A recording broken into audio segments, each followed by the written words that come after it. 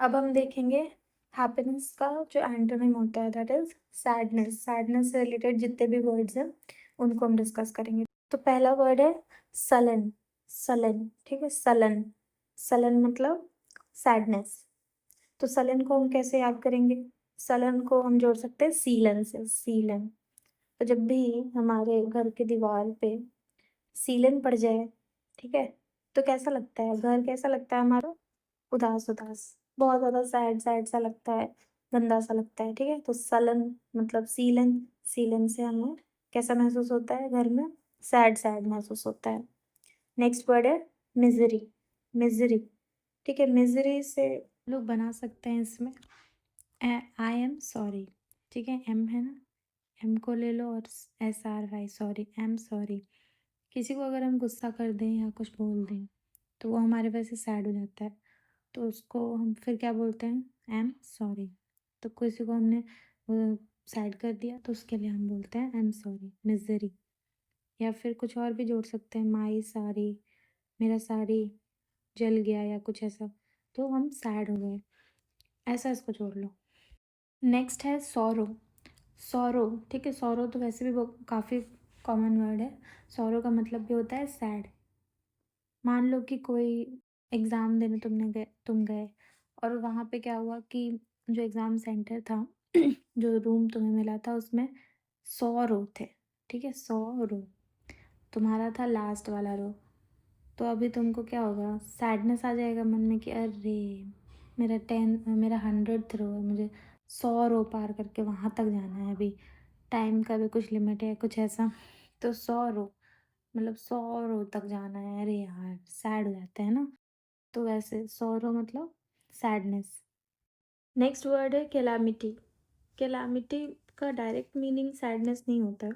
Calamity मतलब कोई आपत्ति, आफत आ जाना, ठीक है, कोई चीज़ बहुत ज़्यादा डिस्ट्रक्शन हो जाना, बहुत ज़्यादा कुछ आपका लॉस हो जाना, तो उसके वजह से कॉज होने वाले सैडनेस, उसके वजह से कॉज होता है डिस्ट्रेस। बट इसको हम डायरेक्ट सेंस में सैडनेस को नहीं ले सकते, तो ठीक है, इसको स्किप भी कर सकते हैं। और नेक्स्ट वर्ड है एंग्विश। एंग्विश का मतलब होता है बहुत ज़्यादा सैडनेस, पेन या सफरिंग, ठीक है, उसको हम कहते हैं एंग्विश। तो एंग्विश को हम सैडनेस से कैसे जोड़ सकते, मतलब उसका ट्रिक कैसे बना सकते हैं? एंग्विश में मतलब एंग आ रहा है, ठीक है, एंगर जैसे होता है ना, एंगर। तो मान लीजिए कि कोई आपकी टीचर है या कोई है, वो आपको बहुत ज़्यादा एंगर में ऐसे बोले, बहुत ज़्यादा एंगर में ऐसे करते हैं ना टीचर्स, जब क्लास में हम बहुत ज़्यादा चिल्लाते हैं या कुछ ऐसा, या आप ही को डांट दिया मैम ने, एंगर में बोला चुप रहो, तुम कुछ नहीं बोलोगे, तो आपको कैसा लगता है? आप मतलब सैड हो जाते हो ना, आपको बुरा लगता है, आप सैड मानते हो।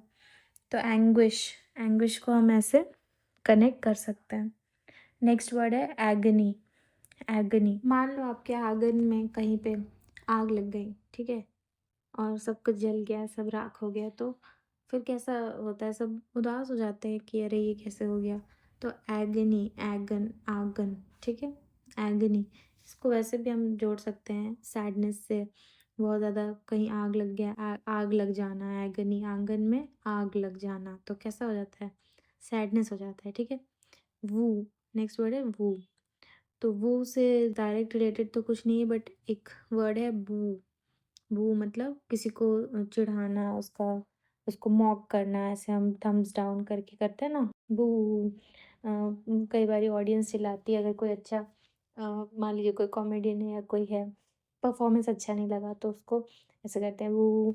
तो वो उसका मतलब क्या होता है? तो जो आर्टिस्ट है वो तो सैड हो जाएगा ना, कि अगर उसका ऑडियंस ऐसे करने लगे, वो उसने पूरा एफर्ट दिया और ऑडियंस ने ऐसे कहा, तो वो सैड हो जाएगा। वू, वू से हम वू को कनेक्ट कर सकते हैं, ठीक है। और डिप्रेस तो ऐसा वर्ड है जो सभी को पता होगा, आजकल सब ज़्यादातर डिप्रेस मिलते हैं, है ना। तो डिप्रेस या डिप्रेशन मतलब सैडनेस। नेक्स्ट वर्ड है डिसोलेशन। इसको मैंने डिसोलेट से कनेक्ट वो किया है, इसका एक और वर्ड है डिसोलेट, ठीक है, डिसोलेशन, डिसोलेट। तो डिसोलेट का मतलब होता है सैड, ठीक है। तो डिसोलेट को हम जोड़ सकते हैं डी, सो और लेट, डिसोलेट मतलब दे से बोलो, ठीक है, दे सो लाते।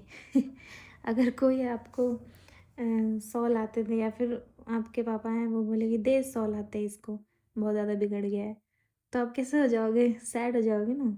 दे 100 लाते इसको, दे 100 लाते मतलब 100 लाते मारो इसको, तो वो सैडनेस हो जाएगा, ठीक है।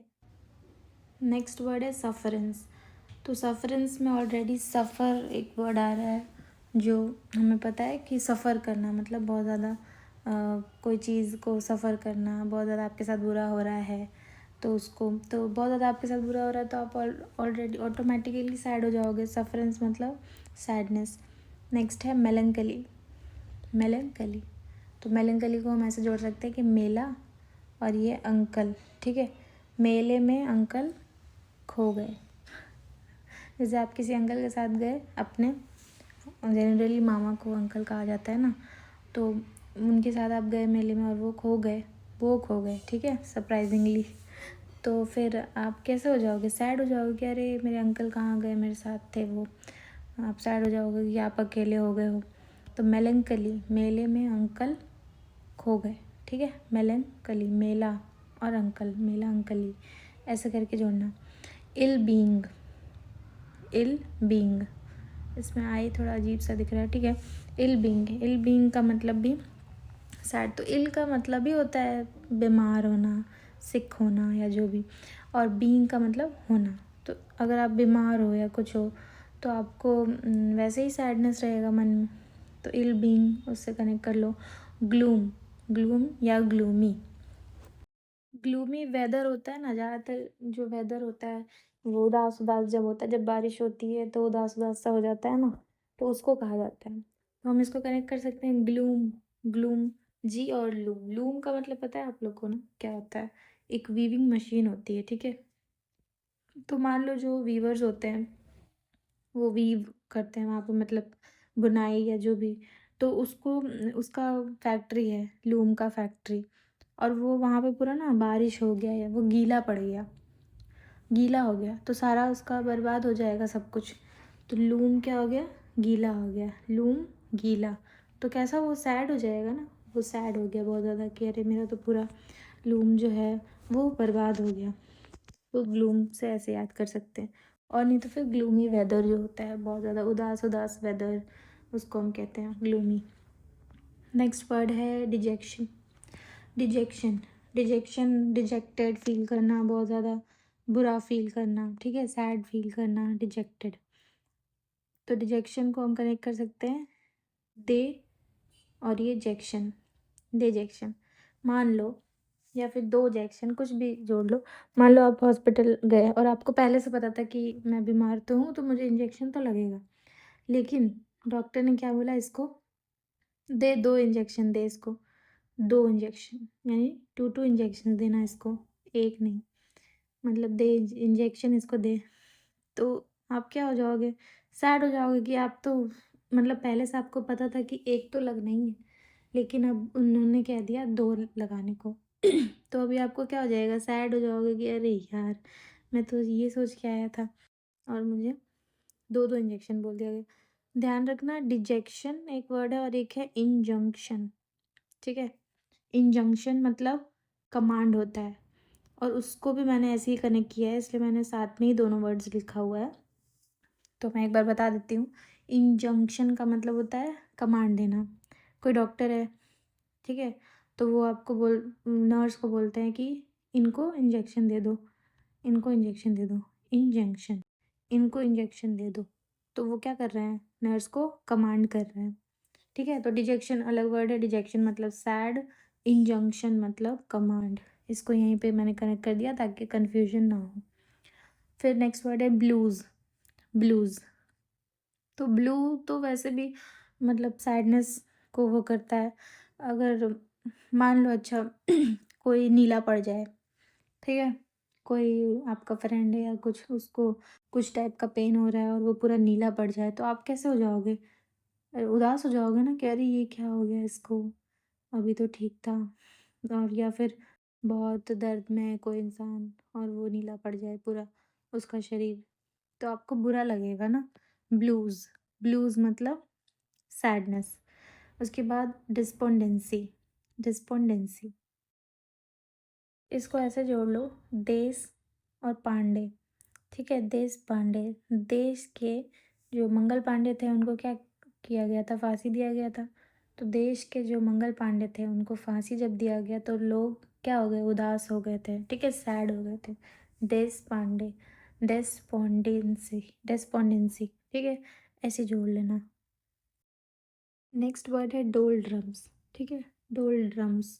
तो इसको कैसे याद करेंगे, मान लीजिए आपका ढोल और ड्रम है, आपका ढोल और ड्रम है आपके पास, और उसको किसी ने तोड़ दिया, तो आपको कैसा लगेगा, बुरा लगेगा ना। आपके एब्सेंस में किसी ने उसको तोड़ दिया, आप आके देखे अरे यार ये तो टूटा हुआ है, तो आपको बुरा लगेगा, सैडनेस आएगा आपके मन में कि तो टूट गया।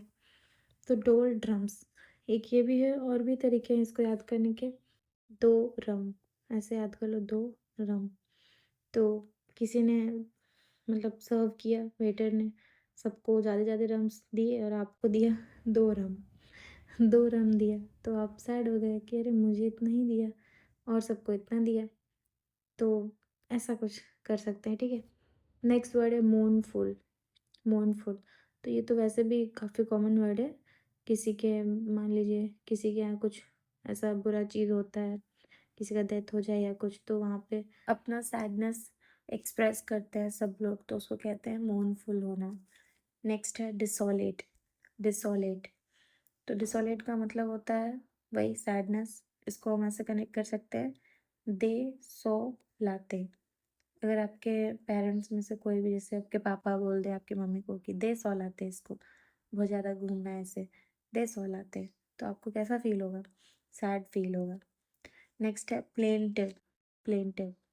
प्लेंटिव का मतलब भी वही होता है, उदास, सैड। प्लेंटिव से हम कनेक्ट कर सकते हैं प्लेन टीवी।